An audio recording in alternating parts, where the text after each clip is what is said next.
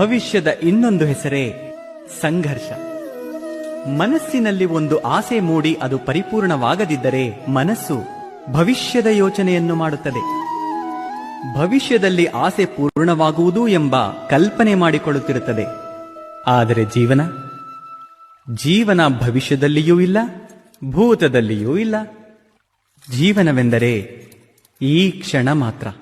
ಅರ್ಥಾತ್ ಈ ಕ್ಷಣದ ಅನುಭವವೇ ಜೀವನದ ಅನುಭವ. ನಮಗೆ ಇದು ಗೊತ್ತಿದ್ದರೂ ಕೂಡ ಇಷ್ಟು ಸಣ್ಣ ಸತ್ಯವನ್ನು ನಾವು ಅರ್ಥ ಮಾಡಿಕೊಳ್ಳುವುದಿಲ್ಲ. ನಾವು ಕಳೆದು ಹೋದ ಸಮಯದ ನೆನಪಿನ ರಾಶಿ ಹಾಕಿಕೊಂಡು ಕುಳಿತುಕೊಂಡಿರುತ್ತೇವೆ. ಮುಂಬರುವ ಸಮಯಕ್ಕಾಗಿ ಯೋಜನೆಗಳನ್ನು ಹಾಕುತ್ತಿರುತ್ತೇವೆ. ಆದರೆ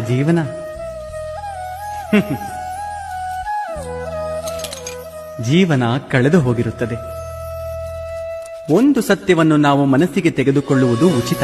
ನಾವು ಭವಿಷ್ಯವನ್ನು ನೋಡಲು ಆಗುವುದಿಲ್ಲ, ಭವಿಷ್ಯವನ್ನು ನಿರ್ಮಿಸಲು ಆಗುವುದಿಲ್ಲ.